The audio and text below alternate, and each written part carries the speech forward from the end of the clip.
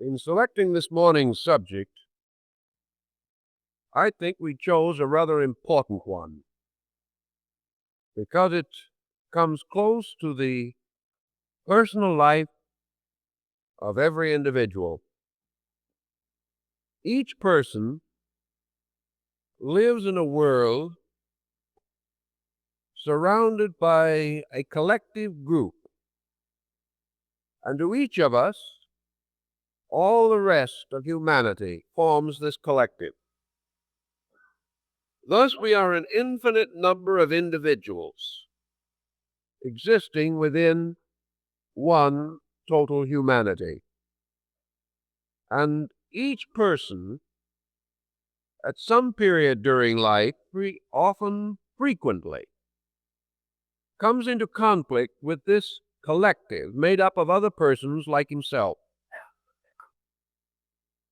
The force, the collective force of the common mind expresses itself through what we call public opinion or popular opinion. This opinion is very difficult to trace, and a number of polls and surveys have been made in an effort to find out, if possible, why the individual opinion of individuals differs from that common opinion. Some have held, and there is truth in this, that often collective opinion is more honorable, more just, and even wiser than individual opinion. There are cases, however, where the opposite is dramatically true. The chances are that the so-called public mind would be, by nature, honorable and intelligent, but it is subject to a conditioning force which we call propaganda, and this insinuating itself into the consciousness of our collective attitude often distorts it and results in the terrible pressures which we find in war and in other tyrannical collective attitudes.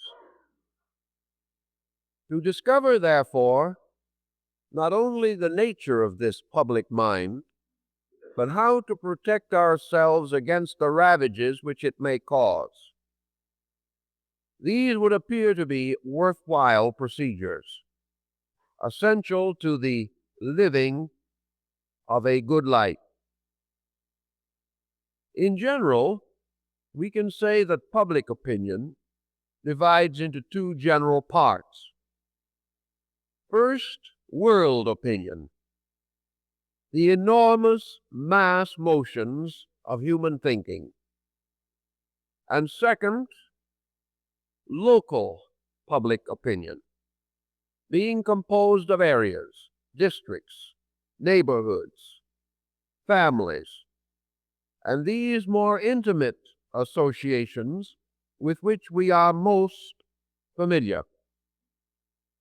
By the large, we are not as much concerned with world opinion as we are with the attitudes of those more or less closely around ourselves, the neighborhood, the street on which we live, our own friends gathered from numerous levels of living, and even our relatives, near and more distant. In the average person's life, there are probably anywhere from a half a dozen to 25 or 50 immediate opinion makers. In business, our associates, the firms with which we deal, the customers we seek to serve, their opinions come close to us. The opinions of the members of our church or club, the society of which we are a working, living part, the opinions of these groups come close to us. The larger world opinion, we some way are not able to comprehend, or to vitalize. We know, for example, that situations in North Africa are touchy. We know that racial attitudes can become dangerous. But these larger problems of opinion, we do not know how to cope with. We must leave them to organized groups or various structures in society created to administer these generalities. We are, however, vulnerable to those pressureful opinions which are near at hand, whether political, economic, social, religious, or philosophical. On our level of interest, perhaps, philosophical, religious, and social opinions become of immediate importance. Looking around us, we discover the amazing phenomenon that nearly everyone is dedicated to the preservation of opinions. We begin to search into the substance of the attitudes which people hold. We find in many instances that this substance is almost non-existent. Individuals are not dedicated to facts, they are dedicated to attitudes, to convictions, to beliefs, to concepts, to ideas, and to notions. For these they have a large and complete dedication, often at the expense of facts. And as we use the word opinion as being a general attitude not well supported in many cases, we must try for a moment to distinguish between an opinion and a fact. What we call a fact today is for the most part not a certainty, but an attitude held in common by many persons. If this attitude is held by informed persons, specialists in a field, or those for whose opinions we have respect, the result is the acceptance of an attitude or a concept as a fact. In the realm of mentation, in the realm of abstract fact, we are particularly at a disadvantage. We have almost no certainties with which to work. Even such large certainties as the nebular hypothesis and the law of gravity have been questioned. We are not sure of very much in this world. What we call fact is therefore merely expertly analyzed concept or conviction.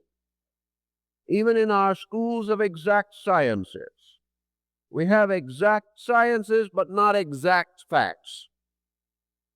Every scientific discovery is apt to assail a principle, a law, or an idea that has long been held as factual.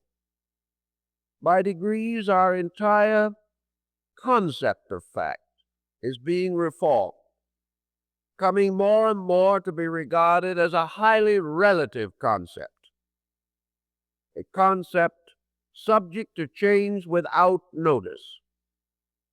100 years ago, it was a commonly held astronomical fact that the Earth was the only habitable planet. That is not held as factual today. And when we approach the trained mind with some abstraction, such as the possibility of life on another planet, the attitude today is one of increasing liberality and a tendency to say simply, we do not know.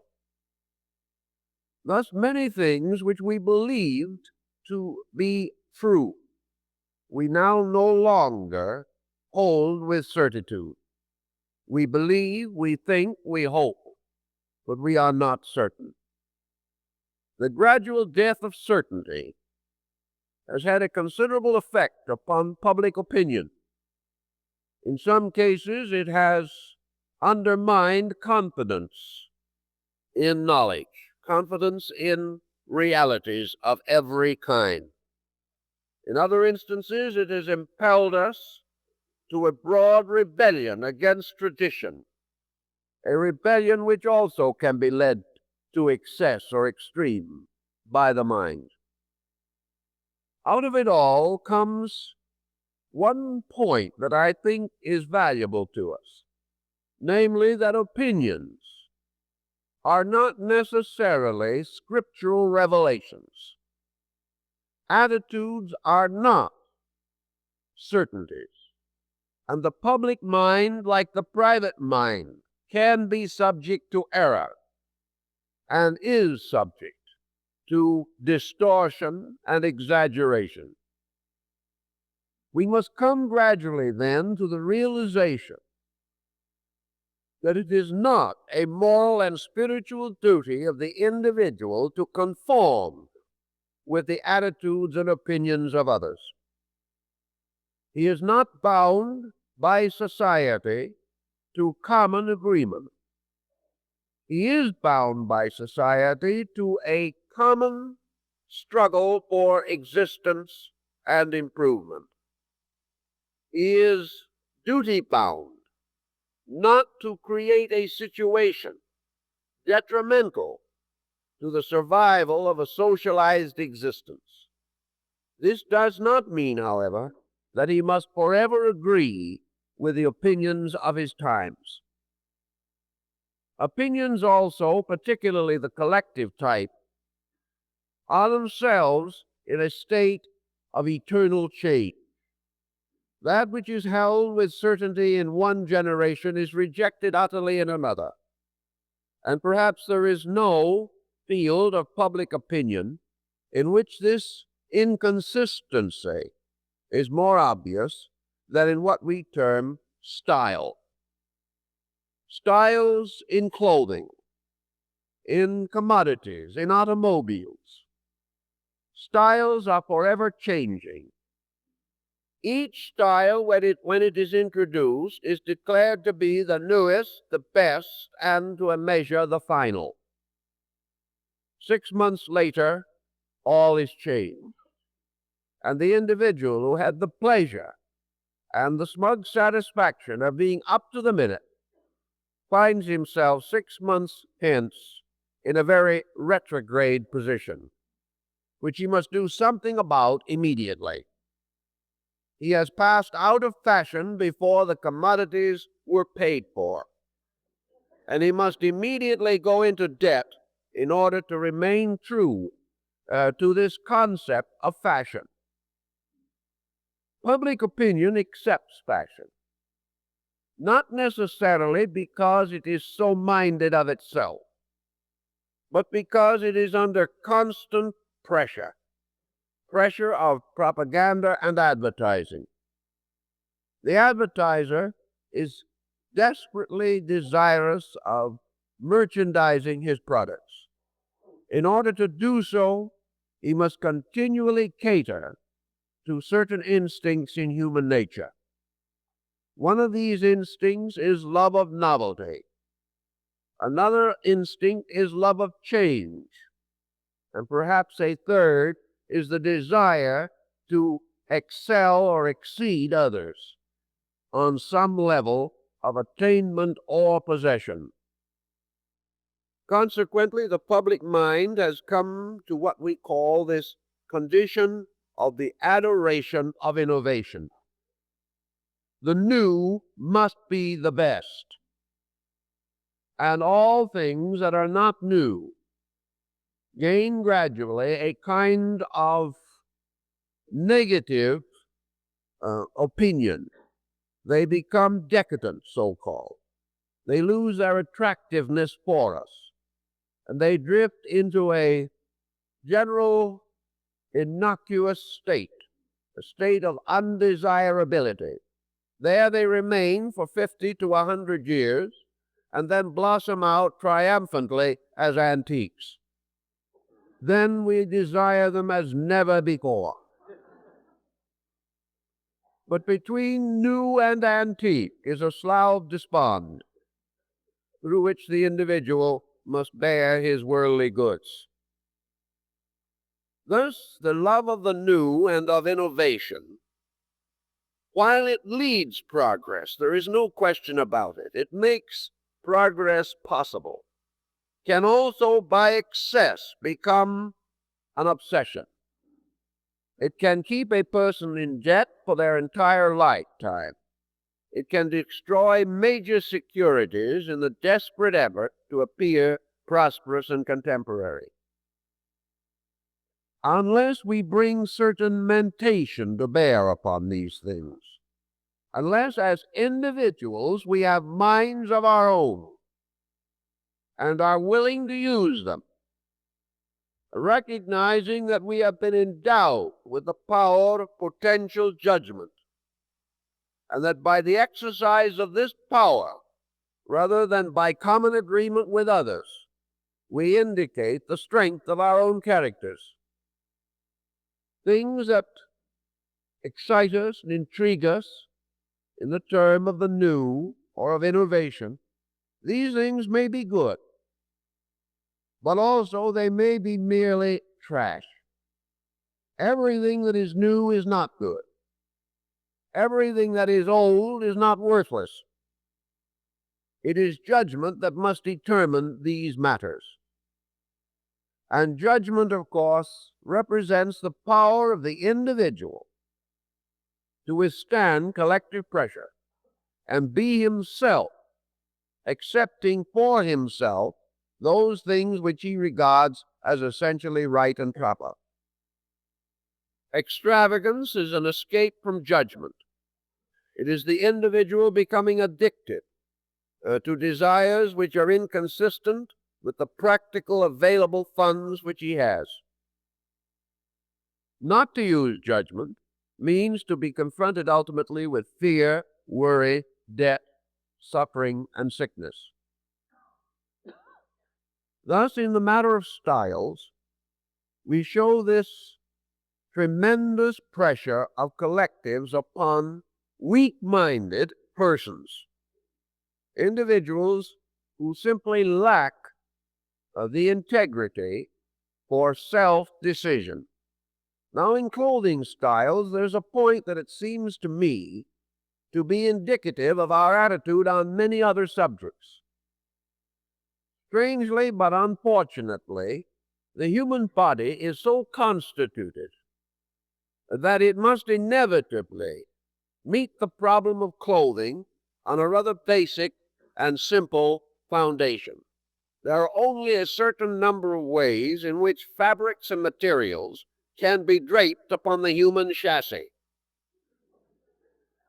They may be tucked in here or pulled out there, but ultimately we exhaust possibilities. Unfortunately, we are not able to adapt the chassis to the style. We cannot change ourselves continuously to meet the fads. Out of all of this comes a rather interesting point, namely that the individual is an individual. He is not cattle. He is not merely a type or a species like horses or birds of one kind or another. Unfortunately, unlike birds, he does not have his style structure built in. The bird has no problem. We can never equal it for beauty, any more than we can equal the magnificent tinted wings of a butterfly. But man generally discovers that there are certain kinds of clothing, certain types of adornment that are suitable to him. He is an individual. We cannot all look alike and look well. That which is suitable to one person is totally unsuitable to another. Thus, the mass motion of fashion may in each instance favor some, but it will place others at a terrible disadvantage. People look very badly in expensive, fashionable things because they are not suitable. Out of it must ultimately come the realization that each person is a fashion law unto himself. having discovered that which is suitable, which to the best advantage makes him most comfortable, most well appearing, that this is his style, and that it is his moral duty almost to cling to it, regardless of passing fashions. Because if he does not, he is apt to be fashionable and appear ridiculous at the same time.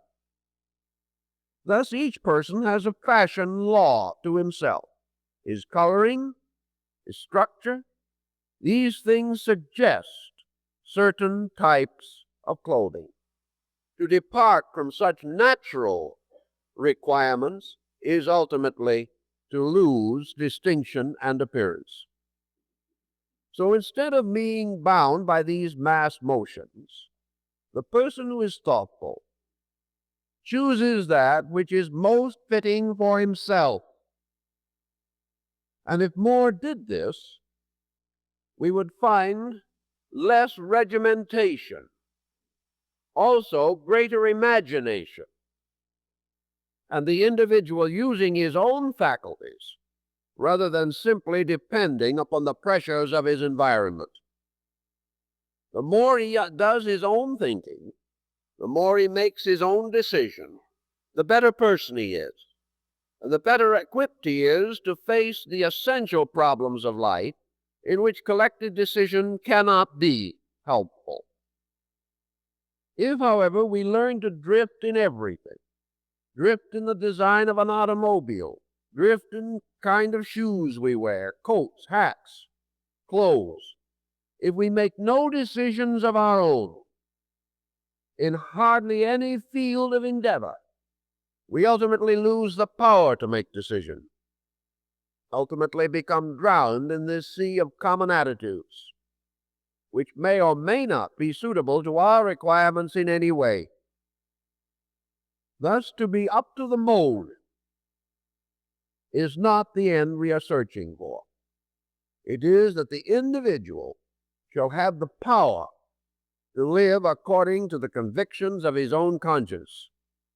And if he never uses conviction, never applies it, he naturally has very little available in any real emergency in which he needs it.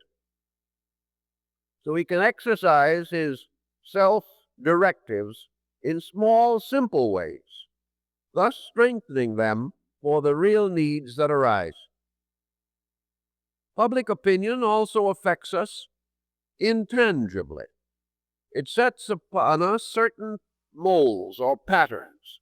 In education, for example, we have a sorry case of public opinion that has gone bad.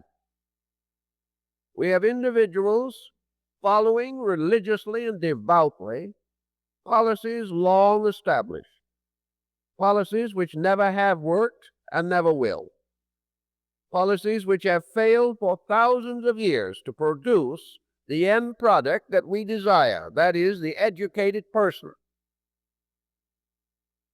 They produce an individual only who is equipped according to the conceits of his times, who is able to mold himself into public opinion, adjust with it, accept its guidance and almost its sanctity, and proceed to make all the mistakes that distinguished his ancestors. There is no point, of course, in education in which this opinion-making instrument is more obvious than in the higher brackets of learning. The individual may graduate from grammar school and still remain comparatively an individual. He might graduate from high school and still be a person. But if he graduates from college without being deformed in some manner, he is indeed fortunate. One of the things that higher education attempts to do, apparently, is to turn the individual against his own common sense. It tries to impose upon him a stratum of sophistication, of worldliness, of so-called higher nonsense, from which he will have a terrible time recovering. It is in college that the person begins to lose his ideas and his ideals, and gradually becomes inoculated with the prevailing cynicism and skepticism. He regards this as essential. He is taught, subtly but definitely, that the simple attitudes and beliefs of his parents and those with whom he has long associated are simply inadequate, superstition-ridden, and, of course, inevitably mid-Victorian. With this armament, the child is not only deformed, but is placed in a frame of mind in which it is very difficult to help him back again into a normal attitude. So these pressures that are placed upon us demand eternal vigilance from us, or we get into deeper and deeper difficulty. Another very common cause of public opinion molding at the present time is our entertainment world. We have in motion pictures, radio, television, theater, in these brackets we have a very powerful psychological influence at work. It has been noted again and again that the last 50 years, the entertainment world has fallen to pieces. In the first place, the term entertainment has been completely lost. What we term entertainment today is mostly abnormal psychological clinic, where the individual is enabled to observe the details of the collapse of other human beings. He is permitted to be very close to the morbid situations with which the original author attempted to vitalize his plot. In the first place, most of the stories are imaginary, where, if they be true, the details have been handled in a totally fictitious manner. From a true standpoint of education, the stories are comparatively worthless. Therefore, their excuse as being of serious significance is not valid, unless you happen to hear or see a story or a play that is marked and clearly stated as documentary, unless it is specifically related to a particular incident, there is very little probability that it is valid. But persons watching these things gradually take on the attitudes of this collective entertainment field. And there are a great many persons today who are losing faith in their world, who are losing faith in respect for each other, and are also starting on wild programs of individual analytical counseling as the result of entertainment programs. These are not essentially good. Perhaps one of the best ways of looking at it would be to realize that these various dramas, even assuming that they were true, and of course assuming, as we must, that they could happen, because almost anything can happen, represent very small fragments of society. They represent isolated cases, magnified out of all proportion, and thrown into the consciousness of millions of persons without due cause or reason. They come under the general heading of sensationalism. They are created and presented for one purpose only, profit. They are catering to the idea that we will turn on our television or spend our money to see some morbid, gruesome, or remarkable situation, calling it entertainment. Actually, it is not entertainment. It is something that is not good for us, and certainly not good for younger people. If we had at night a nightmare of the same quality as a performance we had seen on television, we would probably look for a physician. We would declare that we had been subject to a horrible tragedy in our sleep. So public opinion, as presented by all these conflicting, competitive makers of soap, cigarettes, and beer, they become powerful subconscious forces exercising an hypnotic influence upon the public mind, an influence that is essentially meaningless, cluttering up the mind with non-essentials, and may also, in many instances, be actually detrimental. About the least you can say for them is that these pressures are confusing. They clarify nothing. They direct us to no reasonable end. Going back, therefore, into the study of this whole situation, a total look at it, the responsibility for the whole business lies essentially in the human mind. None of these productions come from any other source. They may be inspired by any of our faculties or perceptions or reflective powers, but their presentation is a mental phenomenon. They come to us out of our own thinking, and we discover that our own attitudes and our own relationships to life make us vulnerable or bring us into this detrimental association with these notions. If, therefore, we belong to a certain strata of personal mentality, we are exposed to all other pressures in that strata.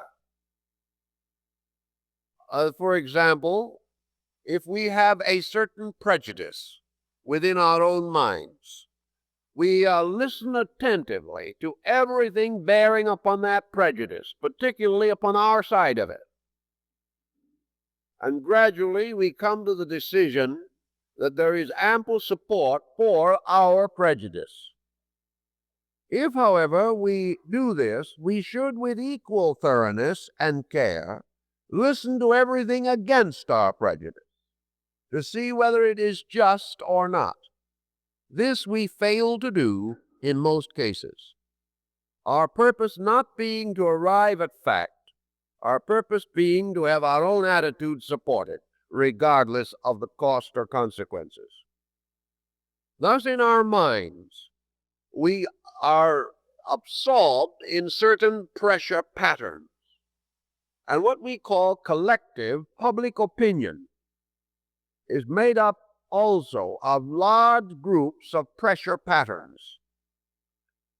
If it would be possible to analyze the public mind as a composite, it would probably be not so different from the individual mind, because after all, it must be made up of these tiny mosaics of individual intellect.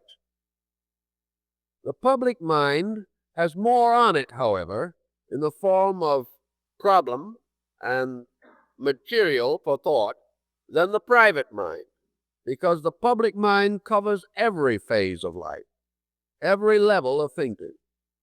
But within this public mind, there are numerous groups made up of any number you can conceive of, from maybe a half a dozen persons to maybe 5, 6, 7, 800 million persons. The larger of these patterns become tremendous public forces, as for example religion, where we have a public mind or a composite mind of Christendom, representing perhaps 800 million human beings. We have public mind on great problems such as national defense. We have public mind on economic problems. There are these tremendous groups. Then there are smaller groups, down all the way to some small local confraternity of a half a dozen individuals dedicated to securing a public swimming pool for the town. All these different groups, each bent upon its own purposes, each attempting in one way or another to justify its own attitudes. These surround us and invite our participation. It would not be fair to say that the perfectly balanced, well-controlled, strongly integrated individual mind has to be a victim of any of these groups. It does not have to. It does not have to accept or assume anything that it is not willing to accept or assume. But the individual mind of the person is also a tumbling ground for whimsies. It has all kinds of peculiar notions of its own. It likes certain things and dislikes other things. It would love to see legislations for something or against something. This is obvious when we go to the polls, for it is quite certain that each individual, feeling that he is serving the greatest good, votes. And yet most persons differ as to what would constitute the public good. Therefore, it is difficult, if not almost impossible, to secure a unanimous vote on any subject. The individual, having certain negative attitudes within himself or certain peculiarities of attitudes, pressures, prejudices, phobias, complexes, looking around him in his environment, immediate or general, usually makes a heartening discovery. Whatever his peculiarities may be, someone else has organized them and made a complete composite out of them. Whatever attitude you have would instinctively make you a member of something.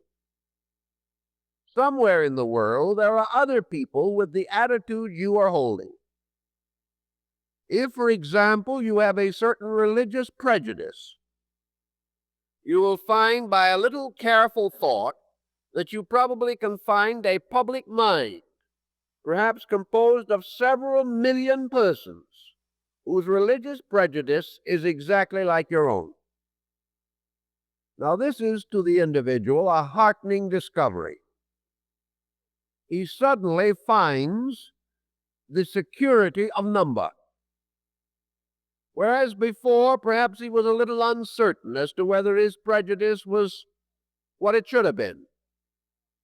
If he discovers that it has somewhere been organized, has a name and a board of directors, then his prejudice is solid, proper, and true.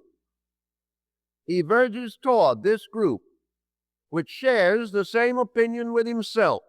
It supports him, he supports the opinion of others. And first thing you know, he belongs to a little private universe of individuals who agree with him. He finds that there are such persons.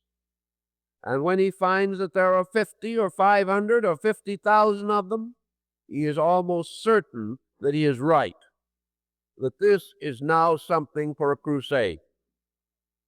What he has forgotten, of course, is that this little bubble, whether it be a dozen persons or a million persons, that this little bubble of group organization is floating upon the surface of 2 3/4 billion persons, most of whom know nothing about his prejudice and care less.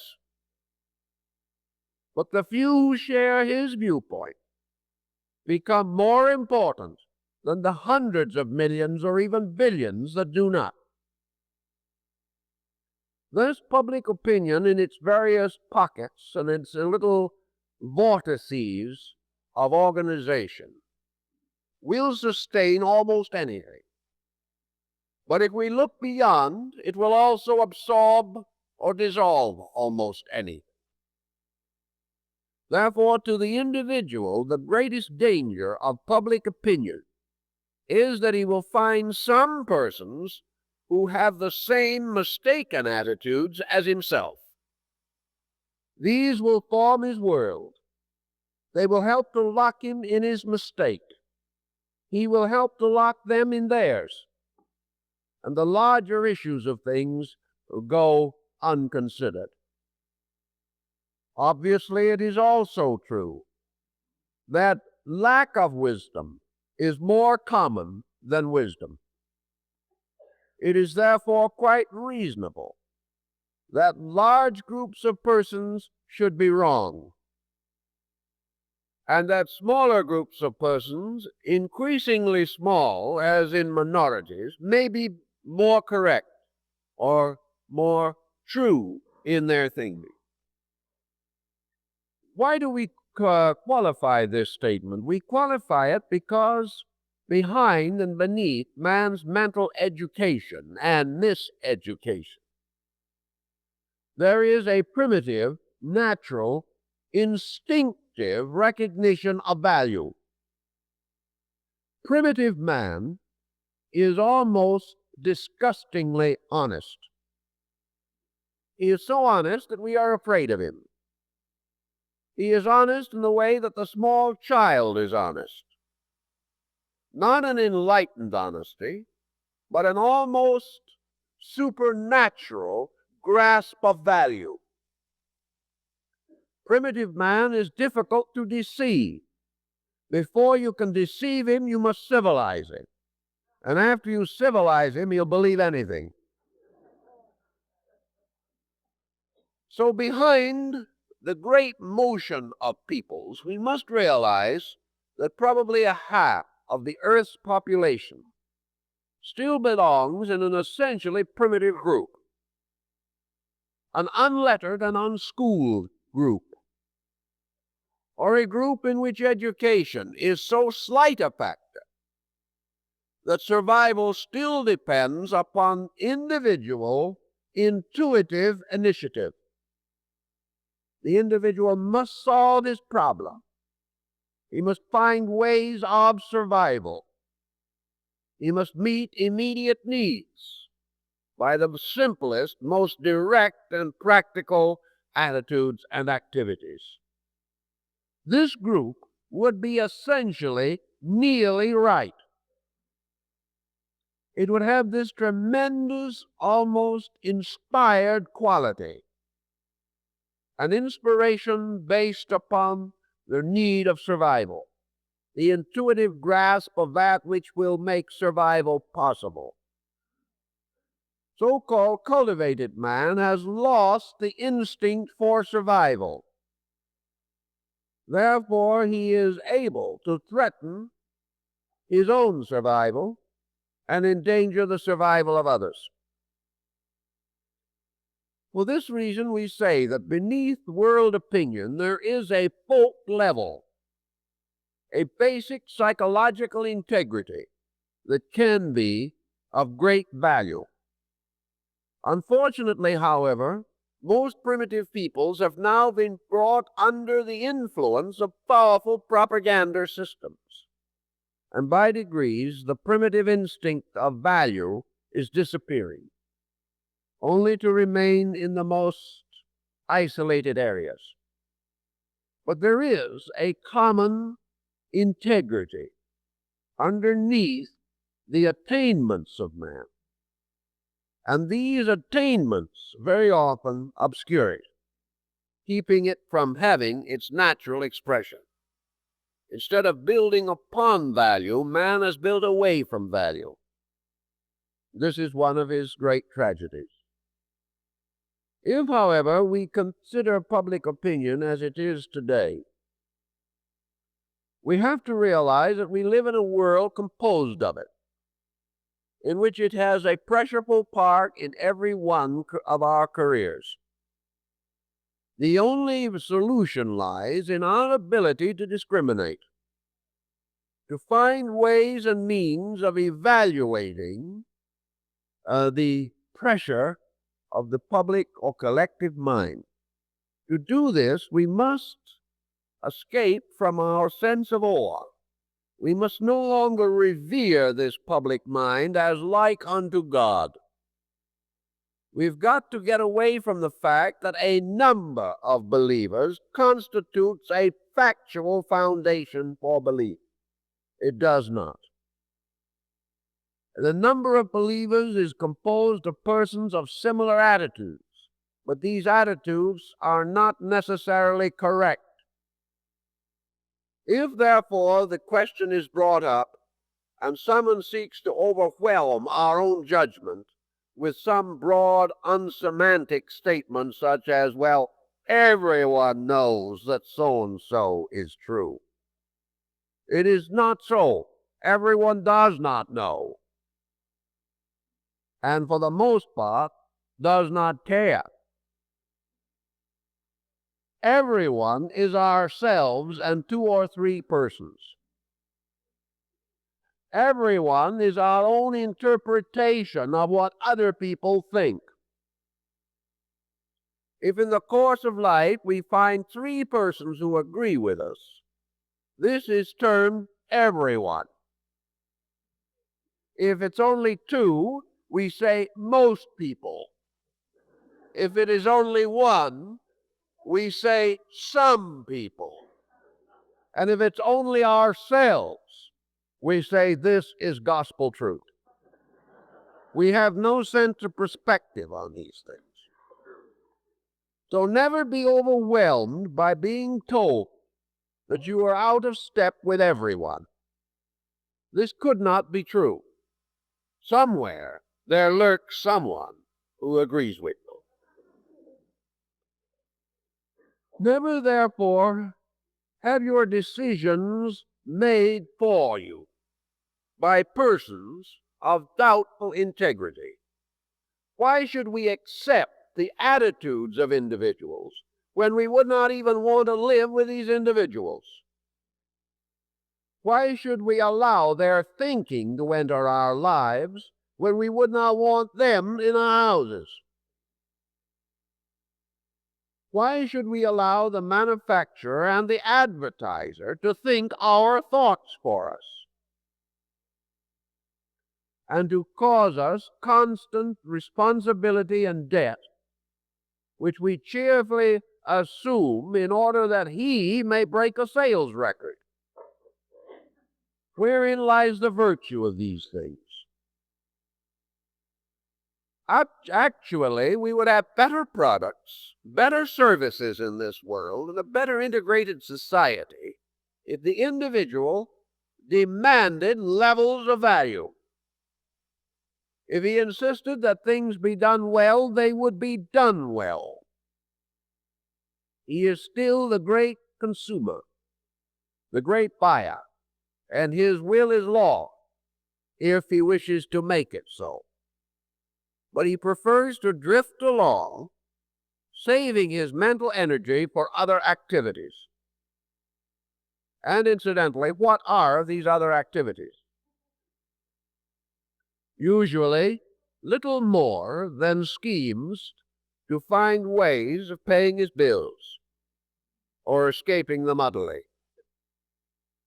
We are not using this mind energy so continuously and so nobly that it would not pay us to pause and examine our failure to be reasonably critical.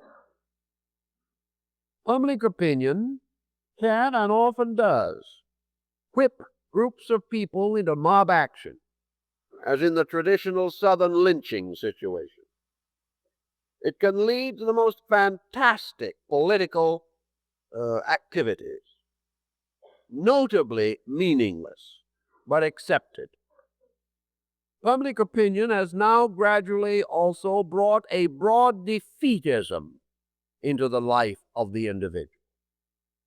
It has taken for granted that nothing can be done about these things, that we must laugh them off, forget them, or assume that they are the natural workings of the Homo sapiens. They are not any of these things. They are merely a pyramiding of indifferences, of neglect, of failure to use the faculties and powers with which we have been so wonderfully endowed. We must then face two issues. One is to move with public opinion. The other is to stand our ground. Now, if we move with public opinion, we appear at the beginning to come into an easier state. But the products of public motion in the last 500 years have not been encouraging. We have gained something, it is true. We have made some progress, but at a terrible price. We have gained liberty at the price of the Spanish Inquisition, the Reformation, the Armada, and probably 50 wars, the French Revolution, the American Revolution, and the Russian Revolution. Misery and pain. We have bought a semblance of liberty. And now that we have it, we do not use it.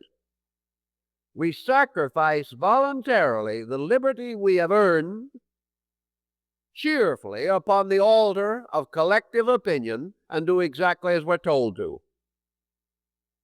Liberty seems to be worth dying for, but not worth living with.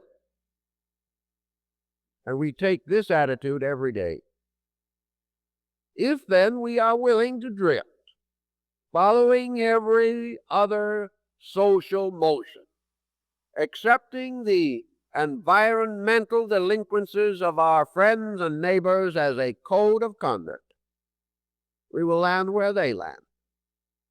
We will lose our home because we did not finance it intelligently. We will be in debt until we have ulcers.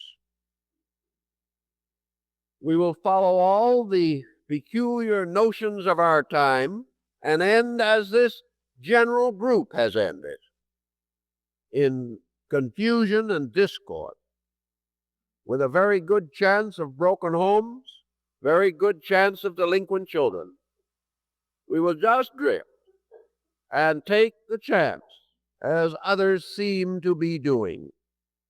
We cannot find among these others very many successful people, if we look carefully. Some have a little money and nothing else, and they are among the least successful. Some have poor health, broken homes, constant dissension and discord, worries, fears, and doubts. They are the drifters. They are the ones who form this vast drifting opinion. And if we follow it, we shall come out no better than they do. We shall have only one satisfaction, namely that we have been up to the minute in our stylization. We have lived as everyone else lives. Therefore, we are regarded as contemporary people. That is for a moment. In a little while, we shall be included among the extinct people. Against this is the possibility of the individual being an individual, living according to the things that he believes to be correct. This will gain him a strange reputation. He will be considered eccentric. If he's rich enough, he probably will be considered to be a powerful individual. If he is not so rich, he will probably be a crank. But in spite of what he is called, he is a person who is living a life of his own. This does not mean that he is annoying or damaging anyone. He should not be doing this. But he should be making constant and numerous decisions as to how he will spend his money, how he will live, what will interest him, what books he will read, what theater he will attend, what concerts he will choose. He should be doing things because he needs to do them, wishes to do them, or knows why he is doing them. Perhaps the last is the most important, to do things because we know why we should do them. This individual is making a series of decisions. Every day he is planning his own purposes. He is not inclined to force his attitudes upon others. This is wrong. But he is not inclined to merely lie down and let the world roll over him. If he learns to make these decisions in his small daily problems, he will develop an intensive decisional power. He can make valuable and important decisions. He can decide what kind of a world he is going to live in. And he will discover, strangely enough, that he can live in it. And probably, in the end, that others have had the same thinking on these matters, that he is not alone any more than the collective opinioner is alone. But he will find himself with a group of interesting and dynamic characters. He will find certain subtle affinity with those persons who have made the world grow. We would never have had a Socrates, a Plato, a Buddha, Confucius, or Jesus if we had not had within ourselves the power to live above the common level of error.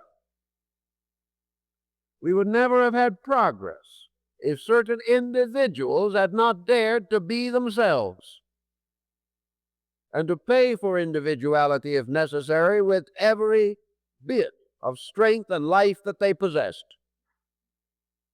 But do not think that conformity is cheap. Keeping up with public opinion today will keep anyone bankrupt and will also ultimately destroy their lives. If we must be a martyr to something, why should it be to public opinion, which is itself constantly vacillating, inconsistent, and non-directed? If we must make a sacrifice, let us sacrifice for some cause or some purpose that is meaningful, either to ourselves or to other people. Socrates gained a magnificent reputation for nonconformity. He paid for it with his life, but he lived. He was a person. He did his own thinking. He dared to be himself. The fate of our whole world depends upon people who dare to be themselves. If they are not willing to take this great risk, there will be no progress.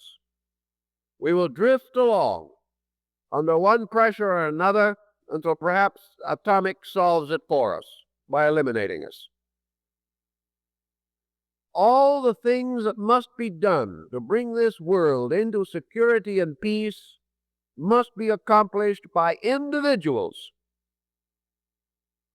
This sorry hope that we have that sometime there's going to be a universal reformation by the collective itself has no grounds upon which to be built. It has never proved to be so since the beginning of time. Every time we have a motion of groups, this motion is spearheaded by the power of individuals. It is true that public opinion has within the surface and beneath its surface a tremendous, vulnerable need. Everyone wants to be better. That is part of public opinion. Public opinion wants peace, wants happiness, wants security. Public opinion wants children to be brought up properly, wants to overcome crime and poverty and war and sickness. Public opinion does not want to suffer.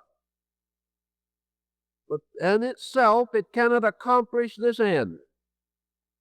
The only thing that it can do, and ever has done, it has been to rally around central focal points.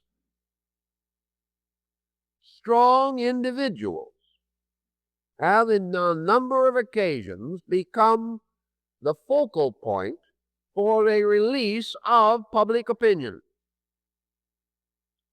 But without these rallying centers, opinion itself flows without organization and without conviction.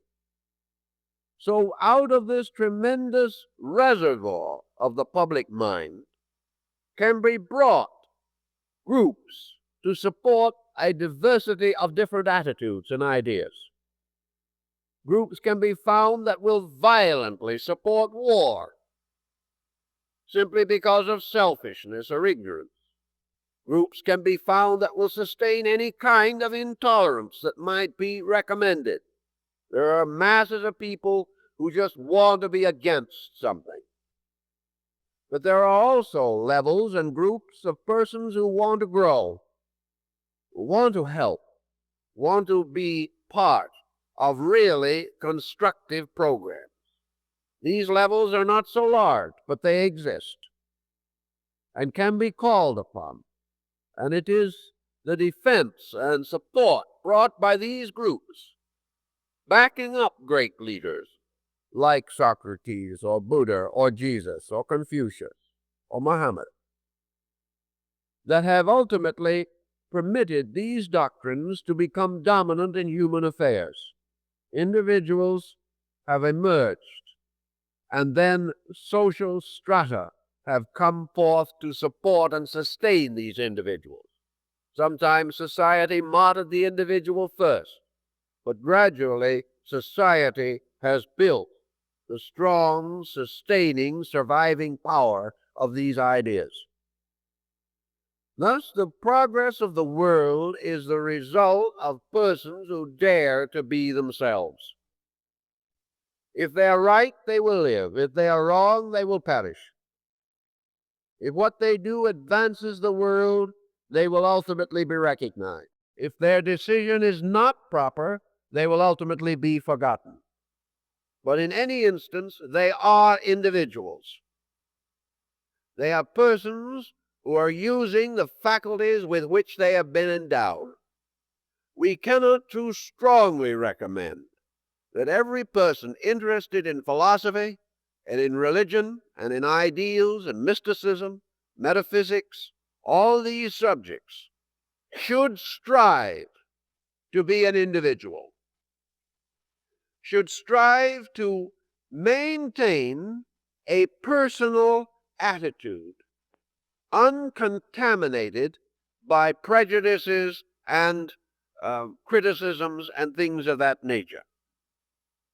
One of the wonderful powers that the human mind possesses is its potential ability to be happy.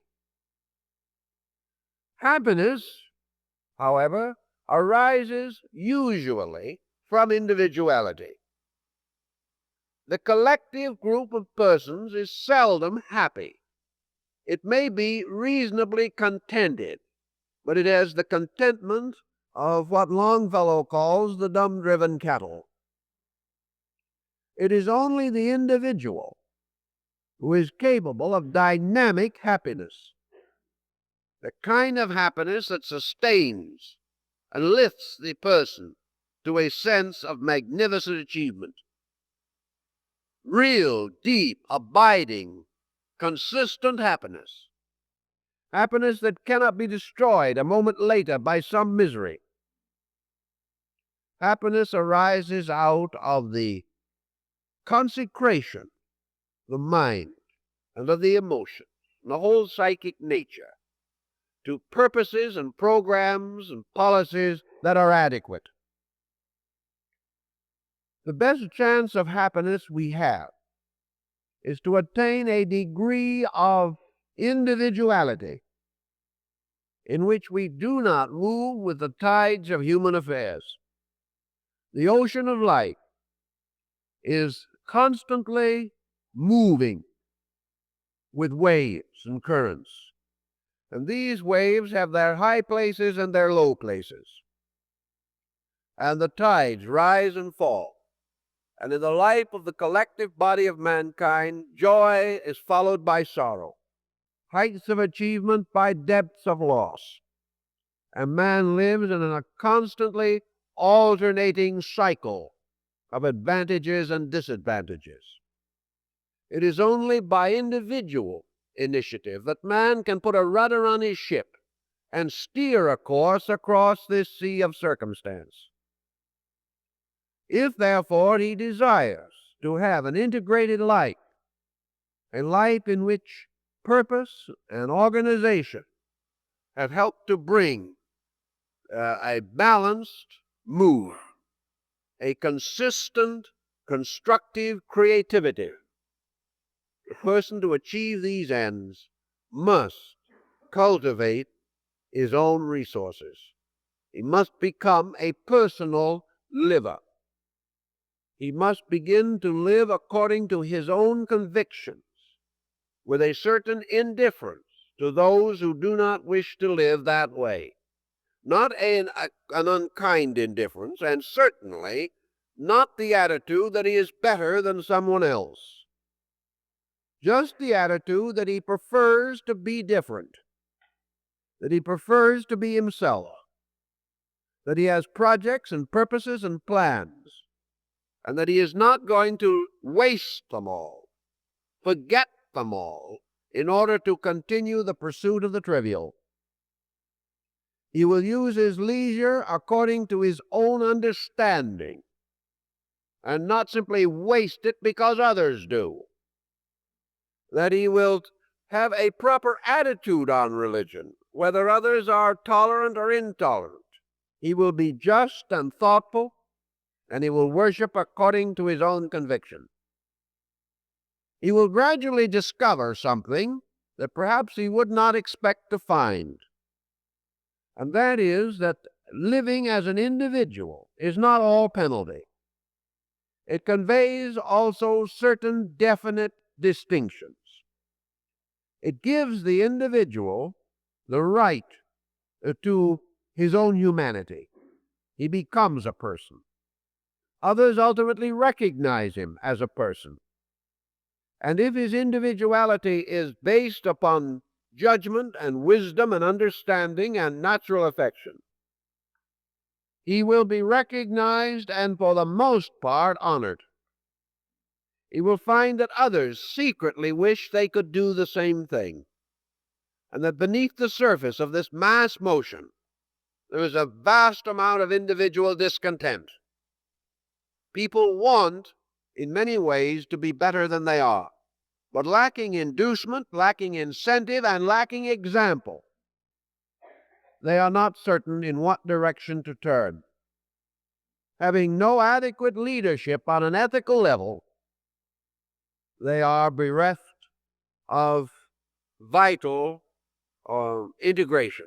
They have no way of stimulating themselves. They are not sufficiently informed. That education should produce persons who are unable to find ways of accomplishing their own ideals is a very sad commentary, but nevertheless it is true. Thus, the example of an integrated life is important. So how are we going to do it now? How are we going to move away from public opinion? Are we going to go out like St. Simon of Stylites and sit on a tower in the Libyan desert? No. Are we going to cancel our subscriptions to all our newspapers and magazines? No, they'd be very unhappy. Are we going to discontinue all cooperation with industry and economics? No. We are not going off the deep end, because that is the place where we find the majority of miserable people. We're going to realize that we are born in this world essentially with a capacity that no other creature has, namely the possibility of becoming trained observers. The purpose of life is to grow and to improve through contact with living itself. Thus, attempting to escape life and escape contact is no solution. It is perfectly possible to read the newspaper without falling under its influence. It is perfectly possible to live in society, make all proper and necessary adjustments, and still not worship society. It is perfectly right and proper to live in an economic or industrial system, earn an honest living, support a family, and raise children without believing that this industrial system is a divine revelation. It is also possible to do all things as they are done, without accepting the fact that this is the best way of doing them. It is very conceivable that we can live in this world, meet all natural responsibilities, and practice all social graces without falling complete victims of the hypnosis of it. We can observe things, study them, reason out why people do what they do, without, as a result, loving some people and hating others. It is perfectly possible to understand why we are plagued with our present political situation. And we can come to this conclusion without hating politics, hating politicians, or trying to create a third, fourth, or fifth party. We can understand through things. The moment understanding comes, violence ends. Because in the same measure that we are trying to understand, we gradually learn to realize that other people must try to understand us. This world is composed of human beings doing mysterious things for uncertain reasons. Education helps to clear up the mysteries and the uncertainties. We can gradually see why people act as they do. And out of the same conceit, why we act as we do. Coming to know in the end that we act as we do not necessarily because of the sovereignty of a divine power within us, but that like most others we are selfish, indifferent, narrow-minded, and therefore we got into the condition we're in. Out of a little careful thoughtfulness, we get a wonderful degree of personal orientation. We observe why others are ridiculous, but finally come to discover why we are, which is a most valuable find, if we can make it. Gradually, we learn to recognize the power, to use the faculties that we have, to become increasingly aware of the nature of the world. And in our relationship to other people and to ourselves, a correct diagnosis is 2/3 of the remedy. After a little thoughtfulness and really honest examination, we realize that the world is not made up of very good people and very nasty ones. The world is made up of a great number of very uncertain people, who under pressures of one kind or another are apparently better or worse than they really are. That underneath all of this, on all levels and all planes, the world is made up of very hurt people. People who are unhappy and do not know why, and are not going to find out why very easily under existing conditions. We're going to learn that what we call a despot is really a very sick, stupid person.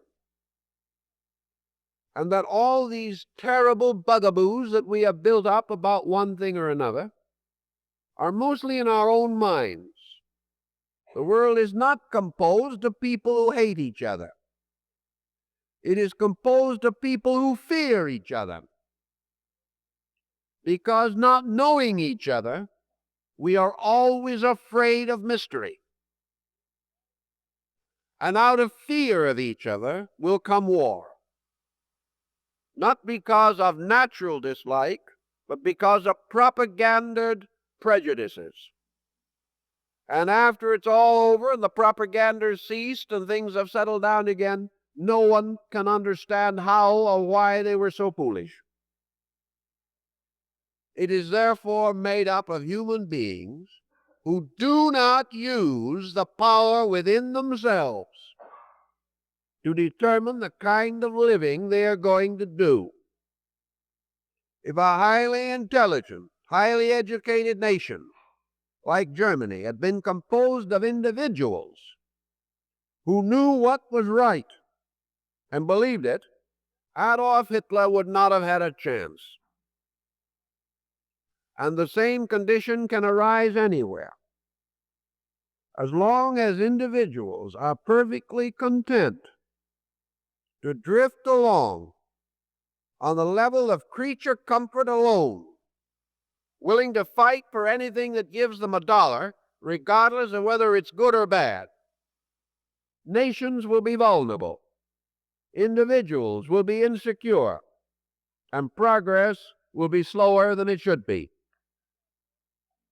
Now, we can't hope to change all these things, but each individual can cease to be that way himself.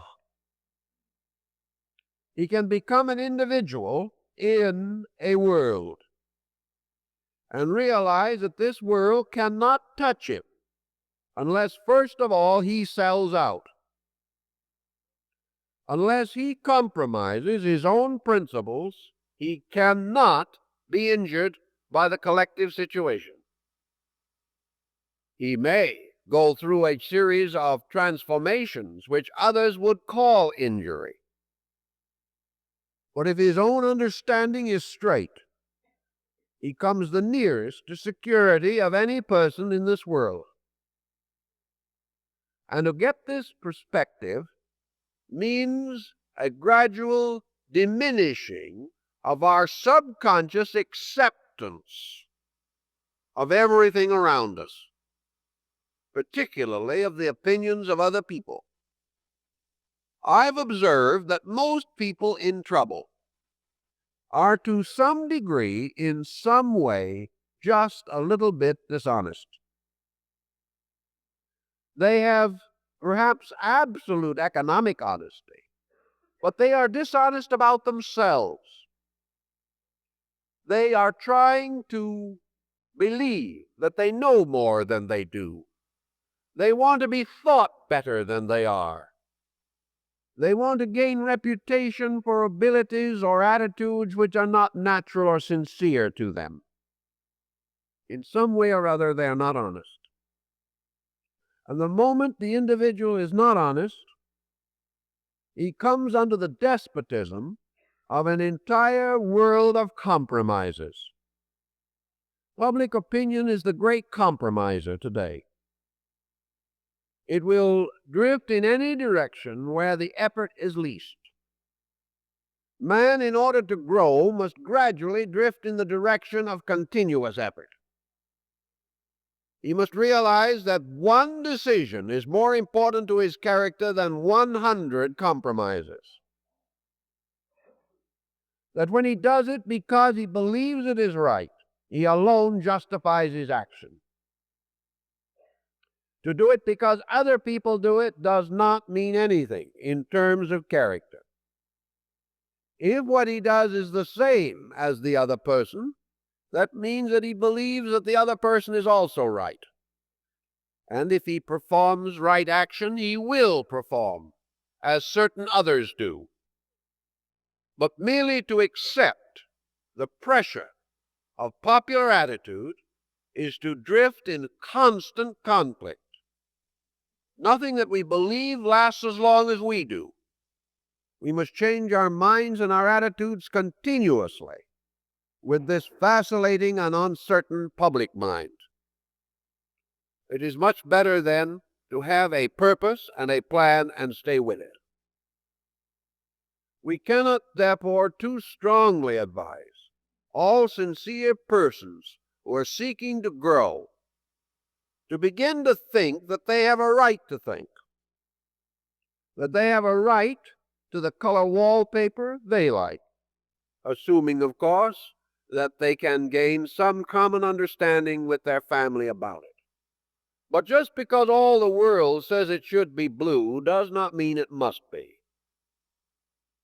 The fact that all the world says that a certain thing is a certain way does not make it so.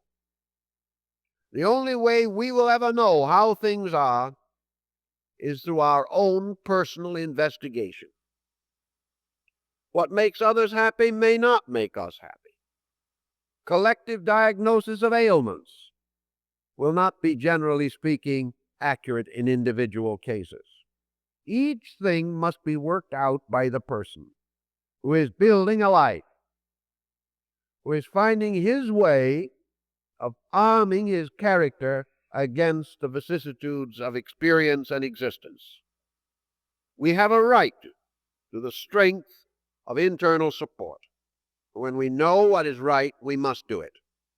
The individual who does not keep faith with the convictions that he knows is making the most dangerous compromise of all, one which is going to psychologically demoralize him. For many psychological ailments rise from conflict between conscience and conduct. What we believe, if we do not do it, we lose respect for ourselves, and that is the most serious loss that any human being can suffer. So public opinion is just actually unimportant. Socrates, discoursing once before quite a group of people, was stopped in the middle of a sentence by a vast burst of applause. The old philosopher looked rather surprised, turned to one of his associates, said to him, "What foolish thing have I said, that all men should thus applaud me?" And this remains true today. If too many agree with us, we should begin to be suspicious of our own conduct. If we agree with too many, we should begin to try to analyze whether we have any mental backbone at all. If we do what everyone does, we can be rather certain we are wrong. And if everyone thinks we're wonderful, there's probably something rather seriously the matter with us. If, however, those who are most thoughtful, most intelligent, most experienced, those in whom values are most obvious, respect us and admire us, then in all probabilities we have important values. Thus only persons better than we are can give us criticism that is essentially valid. We should observe the opinions of all about ourselves.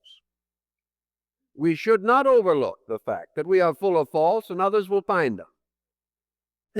But at the same time, we should not accept the judgment of everyone unless in our own hearts we are convinced that their judgment is right. If through our own selfishness and stupidity we have limited our perspective and are fooling ourselves, then anyone can help us. But not merely to agree with them, but to explore and to consider. Advice is given not to be accepted or rejected, to be believed or denied, but to be examined, and if found worthy and proper, to be accepted, regardless of who it comes from. These honesties relieve us from this mass hypnosis. They remind us that things do not happen in mass motions of this nature, that we must make a better life happen for us. Public opinion should never worry us, because actually there is nothing that is worrying public opinion less than we as individuals.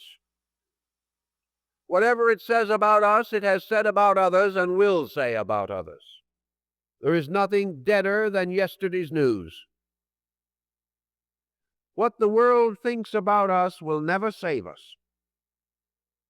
But what we think about the world, if it is intelligent, may help us to save ourselves, and ultimately perhaps to confer a real benefit upon others who are able to understand. Thus we do not have to be part of a vast motion because other people are. We are not a school of fish or a flock of birds, nor are we a hive of bees. We are individuals, and by using the individual right to think, we preserve the individual right to grow. And if we use it, life's challenge brings growth. helps us to grow in the midst of others who do not grow or do not appear to be growing. Helps us to make direct decisions. Whether they are consistent with public opinion or not is not important. Public opinion will not pay our bills. Therefore, we are not in debt to it. We are in debt only to ideas, to principles, and to truths, through the application of which we organize our own lives. So try to think of yourself not as something being lambasted and bombarded constantly by public opinion, but merely as an individual who has unwisely allowed public opinion to move in upon him. It has paid no bills, it has never paid the rent, and it has never kept the lease. Therefore, it can move out. The individual can create his own world, using his faculties to find all good in things around him, understanding them, analyzing them, organizing the mysteries of life, but always refraining from committing himself so that he can no longer be the governor of his own conduct, keeping forever his right to act in his own name, and keeping forever his right to decision in his own mind. It is better for him to make his own mistakes and learn than to make the collective mistakes of ages. And he may, if he is wise and thoughtful, find a way of life that will prevent him from becoming involved in the common confusion that wastes our resources and time and destroys our health. We must win our fight for normalcy, and we must do it by being in complete control of our own natures, so that we can direct them and guide them to the ends which, to our understanding, are proper and just. And the time is up, so we now follow the hit. In recent years, there's been quite a change in the attitudes of the public concerning the man's place in the home. Up to very recently, we felt that the home was the citadel of the woman. Today, we are beginning to conceive the possibility the woman is going to go out into the world and that man's place will be in the home. We're not sure of this yet, but there are indications. Certainly it is that a new psychology of family is arising, a psychology which shares as never before the important values of home and life.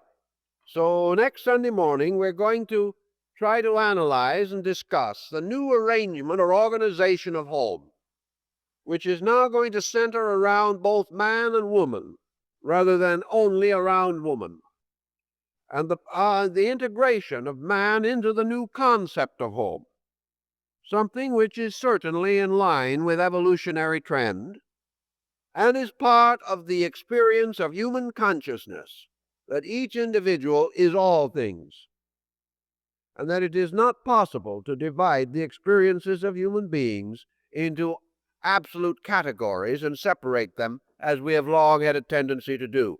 Anyway, we think you will find it interesting. I'd like to call to your attention that beginning tomorrow and extending for 3 weeks, we will have the largest and most extensive showing of our books, manuscripts, material of that nature that we have ever had at Robinson's store downtown on the 7th floor in their gallery department.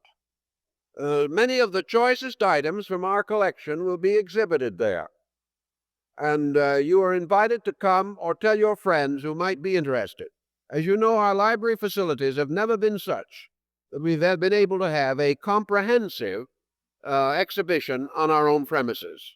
Therefore, you will have an opportunity to see many of the treasures of our collection which have not previously been exhibited.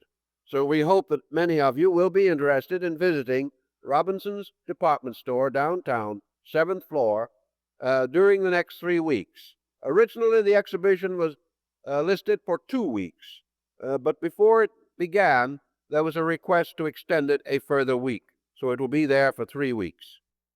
I'd like to also call to your attention that we have on our book table this morning a number of items that we have not previously announced.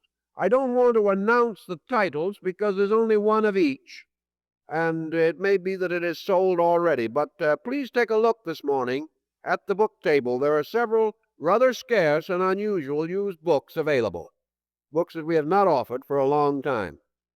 Also, I'd like to announce that on Wednesday evening this week, we're beginning at headquarters our Wednesday evening study seminar. And the subject for the seminar this time will be Paracelsian philosophy.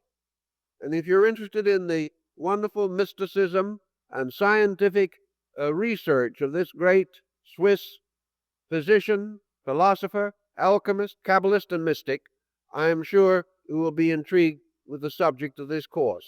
So far as we know, Paracelsian philosophy is seldom, if ever, discussed in modern times. Yet the need for it and the importance of it cannot be overly stressed. So we thank you very kindly. Hope to see you next week. And maybe, if you can, tell your friends about the show of our books at Robinson's store. Thank you very much.